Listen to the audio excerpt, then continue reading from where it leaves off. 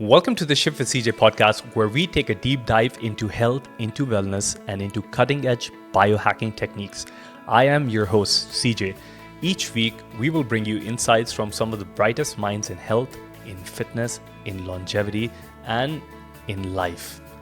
This podcast is not just about optimizing your longevity and your health, but it's also about sharing ideas, concepts, and life-changing advice.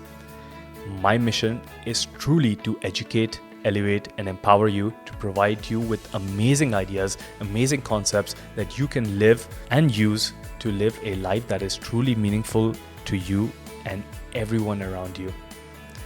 Let's hack your biology. Let's elevate your life together.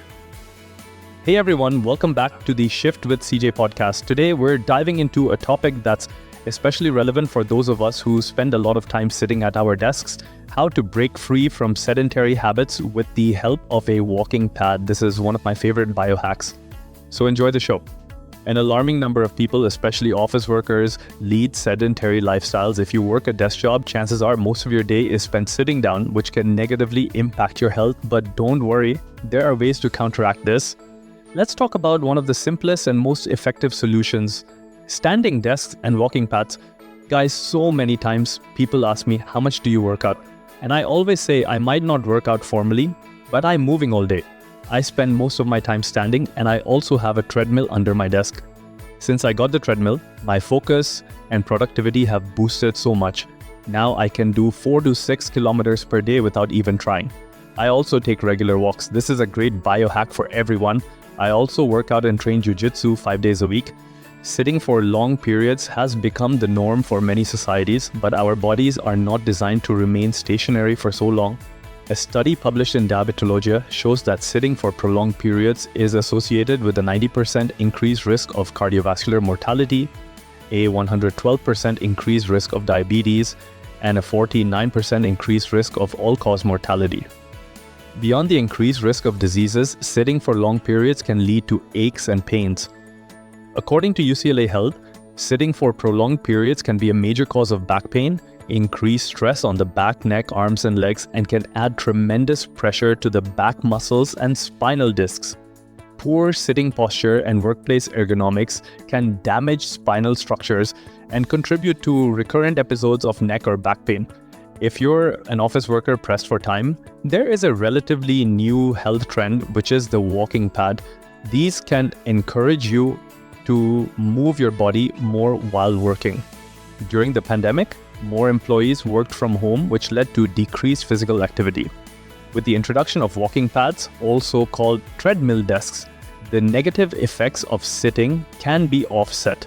For example, computer programmer Kenneth Luksko, mentioned in a Time article, logs anywhere between 15,000 and 25,000 steps throughout his workday using a walking pad. He credits it for helping him lose weight and even inspired him to go to the gym and start walking outside. And so what does scientific research say about walking pads? A meta-analysis published in British medical journal Public Health reviewed 13 studies with a total of 351 participants. It noted that energy expenditure significantly increased among walking pad users compared to those who were just sitting. Overall, sitting time was reduced as well. Another study published in the British Journal of Sports Medicine found that walking while working 2 to 3 hours a day can induce a weight loss of 20 to 30 kilograms within a year. Walking pads can also boost productivity. It's no surprise that exercise improves cognitive function. A study published in Comprehensive Physiology states that aerobic fitness spares age-related loss of brain tissue and enhances functional aspects of higher-order regions involved in cognition. More active or higher-fit individuals can allocate greater attentional resources and process information more quickly.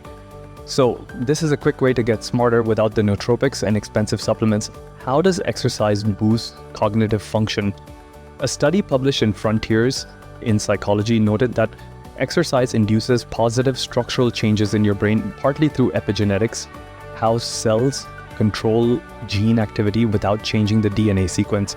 Exercise tells your body what genes to turn on or off, resulting in better cognitive health.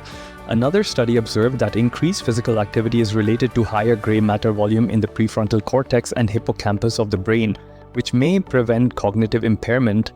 For those unfamiliar with gray matter, it's a specific tissue found in your brain and spinal cord containing a high concentration of neuronal cell bodies.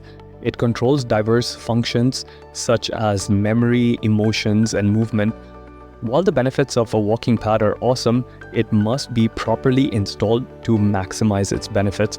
According to certified professional ergonomist James Rethaber, centering your desk to accommodate the walking pad is important. Your keyboard should be high enough that your elbows are flexed at slightly below 90 degrees. Frequently used items should be within reaching distance, and your monitor should be at eye level. Walking while working can take some getting used to.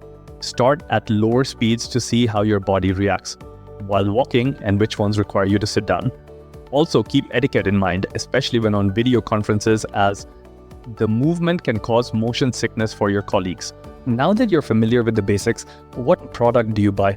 Consider these factors: weight, capacity and width, functionality, and other features like step counting and syncing with fitness apps. Remember, it's important to choose a walking pad that suits your needs and ensures a comfortable, productive work environment. I got mine off Amazon in Dubai. While a walking pad is far better than simply sitting at your desk, it cannot replace the benefits of walking and spending time in nature. I encourage you to walk outdoors during solar noon to optimize your vitamin D levels and benefit from the near-infrared rays from the sun, which can increase your cellular energy production and decrease your risk of infections. Indeed, Mother Nature can help you stay in shape.